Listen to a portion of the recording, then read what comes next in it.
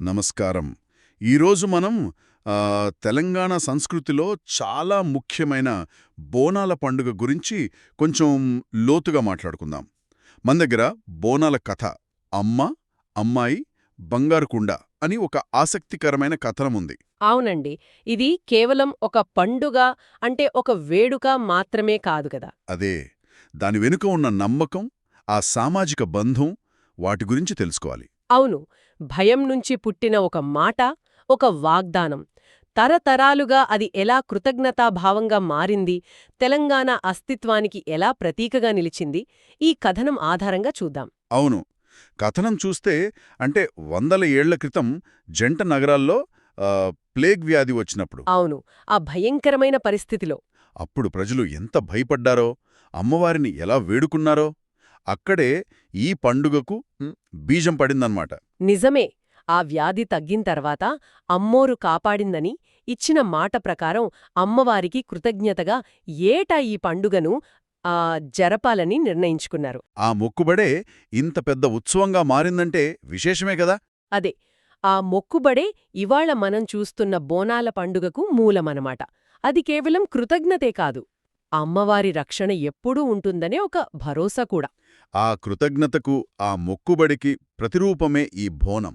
అంటే పేరులోనే ఉంది కదా, భోజనం అని. అవును. భోజనం నుండే బోనం వచ్చింది. మరి కేవలం అన్నం వండి పెట్టడమేనా, లేక దాని తయారీలో, అలంకరణలో ఇంకా ఏమైనా? అంటే కథనంలో బెల్లం, పెరుగు, వేపాకులు అంటున్నారు. ఆ అది కేవలం నైవేద్యం కాదు, భక్తితో చేసే ఒక సమర్పణ. మట్టి కుండలు కాని, రాగి కుండలు కాని తీసుకుని వాటికి పసుపు రాసి అవును, పసుపు రాసి, కుంకుమ పెట్టి, వేపాకులతో అలంకరించి, పైన దీపం కూడా పెడతారు. ఇదంతా శుభానికి, అమ్మవారి అనుగ్రహానికి సంకేతమన్నమాట. మరి మహిళలు ఆ బోనం గుండలను తలపై పెట్టుకుని ఊరేగింపుగా వెళ్తారు కదా. అవును. అదొక అద్భుతమైన దృశ్యం. లయబద్ధంగా, డప్పుల మోత మధ్య.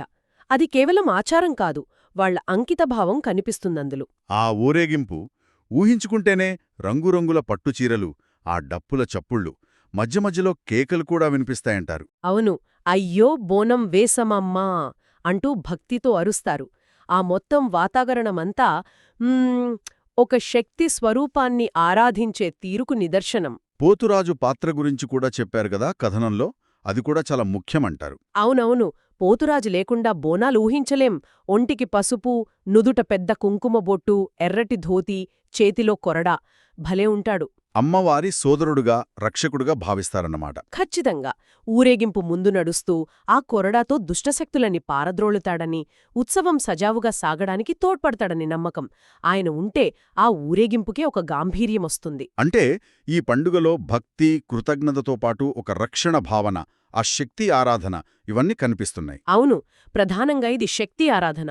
స్త్రీ శక్తికి, ప్రకృతి శక్తికి ఒక రకంగా నివాళి. అందుకే ఆషాఢమాసంలో వర్షాలు మొదలయ్యే సమయంలో చేస్తారు. కేవలం మొహంకాళినే కాకుండా ఎల్లమ్మ, పోచమ్మ ఇలా వేరే దేవతలను కూడా పూజిస్తారు కదా. అవునవును. గ్రామ దేవతలందర్నీ పూజిస్తారు. గోల్కొండ కోటలో మొదటి బోనంతో మొదలై సికింద్రాబాద్, ఉజ్జయిని మహంకాళి, లాల్ దర్వాజా మహంకాళి, అలా అనేక చోట్ల ఈ ఉత్సవాలు జరుగుతాయి. ఇదొక రకంగా తెలంగాణ సాంస్కృతిక ఐక్యతను కూడా చూపుతుంది. ఇంత ప్రత్యేకమైన పండుగను యునెస్కో గుర్తింపు కోసం కూడా పరిశీలిస్తున్నారని కథనం చెబుతోంది. అంటే అంతర్జాతీయంగా కూడా దీని ప్రాముఖ్యత గుర్తిస్తున్నారన్నమాట. నిస్సందేహంగా. తరతరాలుగా వస్తున్న ఈ సాంప్రదాయం, ఆ సామూహిక భాగస్వామ్యం, పోతురాజులాంటి ప్రత్యేకమైన ఆచారాలు, పాటలు, కథలు ఇవన్నీ దీనికి ఆ అర్హతను తెచ్చిపెట్టాయి. ఇది కేవలం ఒక పండుగ కాదు, ఒక జీవన విధానం, సాంస్కృతిక వారసత్వం. నిజమే. హైదరాబాద్ లాంటి నగరంలో కూడా ఐటీ వాళ్లు కూడా బ్రేక్ తీసుకుని మరీ ఈ ఊరేగింపులు చూస్తారంటే అవును. ఈ సంప్రదాయం ఇప్పటికీ ఎంత బలంగా ఉందో అర్థమవుతుంది. అవును. ఇది కేవలం పాతతరాల పండుగ కాదు. మొత్తంగా చూస్తే బోనాలు అంటే అమ్మవారికి కృతజ్ఞత, ప్రకృతితో బంధం, స్త్రీశక్తికి గౌరవం, తెలంగాణ ప్రజల ఐక్యత అన్నిటికీ ప్రతీక.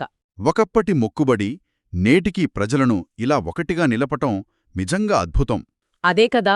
మనం ఇవన్నీ మాట్లాడుకున్నాం, బావుంది. కాని ఒక్క విషయం ఆలోచిస్తే, ఒకప్పటి ఆ భయం, ఆ ఆపద నుంచి పుట్టిన ఒక మొక్కుబడి ఇన్ని తరాల తరువాత కూడా, ఈ టెక్నాలజీ కాలంలో కూడా లక్షల మందిని ఒకే నమ్మకం కిందకు ఎలా తీసుకురాగలుగుతోంది?